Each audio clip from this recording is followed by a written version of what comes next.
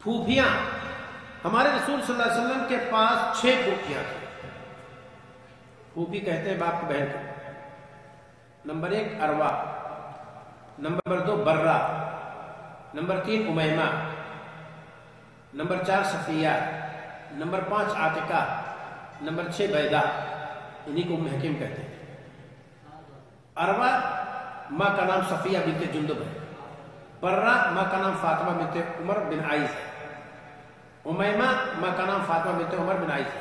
صفیہ حالہ بنت وہیب ہے. عاتقہ فاطمہ بنت عمر بن عائز ہے. بیدہ یہ فاطمہ بنت عمر بن عائز ہے. آپ کی امات میں سے یعنی چاچیوں یعنی آپ کی پھوپھیوں میں سے صرف صفیہ کو ایمان کی توفیق ہوئی اور اروا کے بارے میں اختلاف ہے. اور ایک ابو لہب کی بیوی ہے، اس کو بھی اروا کہتے ہیں. اس کا بھی نام اروا تھا، لیکن وہ یہاں مراد نہیں ہے. آپ لوگوں کو معلوم ہونا چاہیے. دودھ پلانے والی ہے. سب سے پہلے تو آپ صلی اللہ علیہ وسلم کی ماں نے دودھ پلایا، لیکن اگر دلیل کے طور پر کہیں تلاش کرنے جائیں گے کہ کہیں یہ ثابت ہو کہ رسول صلی اللہ علیہ وسلم کی ماں نے آپ صلی اللہ علیہ وسلم کو دودھ پلایا، یہ چونکہ عام معمول تھا کہ ماں دودھ پلاتی ہے، اس اعتبار سے کہا جاتا ہے. ورنہ دلیل کے طور پر کہ پیج و صفحے کے ساتھ میں لے کر کے آپ کو دکھاؤں تو اس کو میں نہیں پایا، لیکن پھر بھی میں نے چونکہ اماں تھی ہمارا دودھ پلائیں گے. عرب کا اصول یہ تھا کہ دودھ پلاتی تھی مائیں بھی، گویا کہ آپ صلی اللہ علیہ وسلم کی ماں نے دودھ پلایا. ام ایمن، لیکن کسی حدیث میں اس کا ذکر نہیں ہے. یہ ابن علامہ ناصر الدین البانی رحمہ اللہ نے ذکر کیا ہے ارواء الغلیل میں، صفحہ 5 جلد نمبر 5 صفحہ 385 پہ، اور حدیث کا نمبر ہے 1546 کہ کسی حدیث میں نہیں موجود ہے کہ ام ایمن نے آپ کو دودھ پلایا ہے. ہاں ام ایمن کا نام ان میں آتا ہے کہ جو آپ کو گود کھلاتی تھی، اور جتنی حدیثیں ہیں کہ انہوں نے دودھ پلایا ساری حدیثیں ضعیف ہیں. ام ایمن امی بعد امی، ایک حدیث ہے ام ایمن امی بعد امی، ام ایمن میری ماں ہے میری ماں کے بعد. اور اس کو ذکر کیا ہے علامہ عساکر نے تاریخ دمشق میں، اور طبقات میں موجود ہے یہ جلد نمبر 8 صفحہ 223 میں، اور ابن سعد کے اور مستدرک حاکم میں بھی موجود ہے. لیکن حدیث یہ ضعیف ہے. علامہ ناصر الدین البانی رحمہ اللہ ضعیف قرار دیتے ہیں. صحیح و ضعیف جامع صغیر میں حدیث کا نمبر ہے 3201. آپ صلی اللہ علیہ وسلم کو دودھ پلانے والیوں میں سے صویبہ بھی تھی، ابو لہب کی لونڈی تھی. بعد مورخین و سیرت نگار نے یہ کہا ہے کہ جس وقت انہوں نے دودھ پلایا تھا اس وقت ان کے ہاں سے آزادی ہو چکی تھی اور آزاد ہو چکی تھی. اور بعض لوگوں نے کہا ہے نہیں، خواب میں مر جانے کے بعد کچھ لوگوں نے ابو لہب کو خواب میں دیکھا کہ تمہارے ساتھ کیا کیا. کہا کہ بہت دقت ہے، لیکن صرف اسی انگوٹھے سے دودھ پیتا ہوں. کہا وہ کیسے؟ کہا کہ اس صویبہ کو جو آزاد کر دیا تھا. حافظ ابن حجر رحمہ اللہ نے فتح الباری میں لکھا ہے کہ رویہ دیکھا گیا. تو کون خواب میں دیکھا بھائی؟ وہ کون ہے؟ وہ نبی ہے کوئی دیکھنے والا کہ اس نے ابو لہب کو دیکھا کہ وہ ایسا کہہ رہا ہے؟ اور مرسل روایت ہے، لہذا اس کو جو لوگ تقریروں میں خوب جھوم جھوم کر برستے ہیں اور تقریر کرتے ہیں کہ دیکھیے رسول اکرم صلی اللہ علیہ وسلم کی پیدائش کے خوشی میں ابو لہب جیسے کافر نے ایسا کیا تو اس کے لیے یہ ہو گیا، تو مسلمان اگر صرف کرے گا تو کیوں نہیں ہوگا؟ لہذا عید میلاد النبی کے نام پہ خوب زیادہ پکوان پکاؤ اور صرف کرو، فقراء و مساکین کو کھلاؤ. اسی روایت سے دلیل پکڑتے اب بے سر اٹھتا ہے، اس کی کوئی تحقیق نہیں.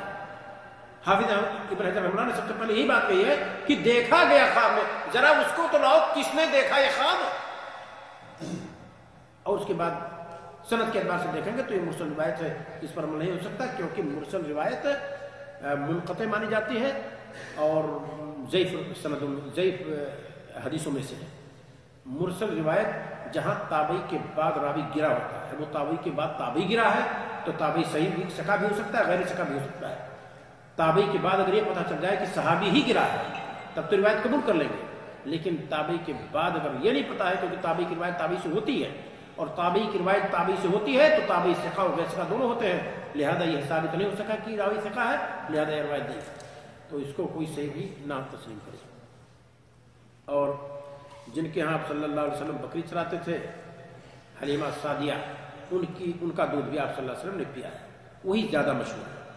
آپ صلی اللہ علیہ وسلم کی اولاد ہے، آپ صلی اللہ علیہ وسلم کی اولاد 7 تھی، بیٹے کل 3 تھے، بعض لوگوں نے 4 ذکر کیا ہے، لیکن صحیح یہی ہے کہ صرف 3 ہی تھے، 4 بیٹے نہیں تھے۔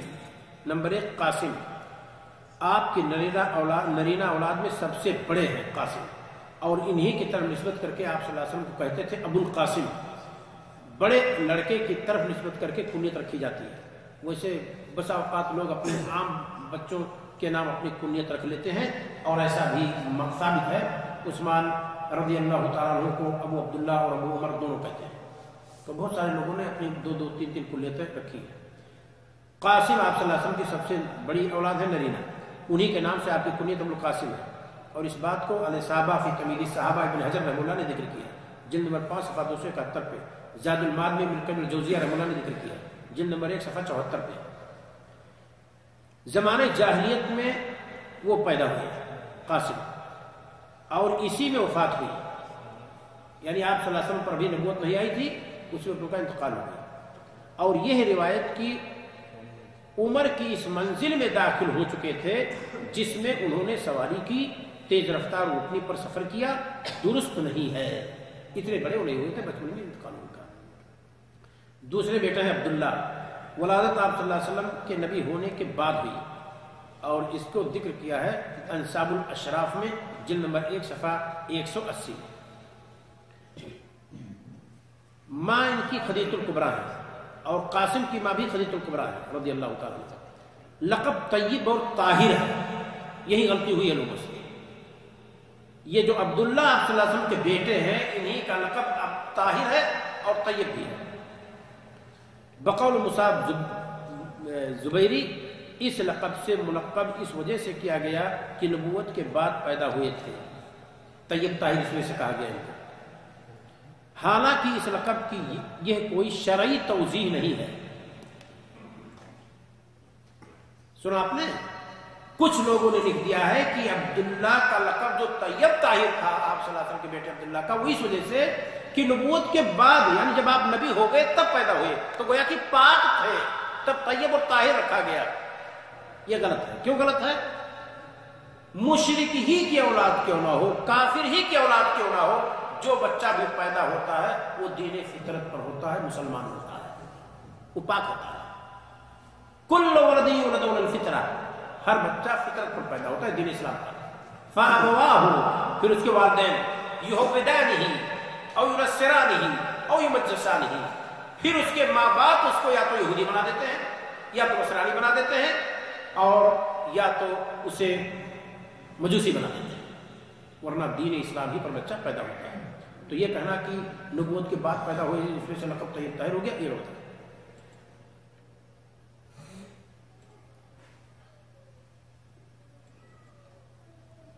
آپ صلی اللہ علیہ وسلم کی تیسری نرینہ اولاد ابراہیم، بقول انس بن مالک، اپنے بیٹے ابراہیم کا آپ صلی اللہ علیہ وسلم نے بوسہ لیا، یہ صحیح بخاری کے اندر موجود ہے کتاب الادب میں۔ اسی روایت سے میں نے ثابت کیا کہ آپ کے بیٹے ابراہیم تھے، ایام رضاعت ہی میں فوت ہو گئے تھے۔ اللہ کے رسول صلی اللہ علیہ وسلم سے مذکور ہے مات صغیرن، اور یہ بچپن میں انتقال کر گئے۔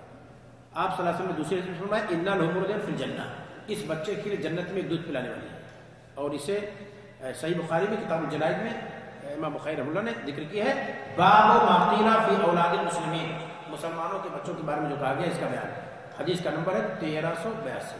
تو یہ اللہ کے رسول صلی اللہ علیہ وسلم کے 3 نرینہ اولاد تھے، اور اس کو مرات الجنان و عبرۃ الاقدام فی معرفت حوادث الزمان، جلد نمبر 1 صفحہ 50 میں موجود ہے۔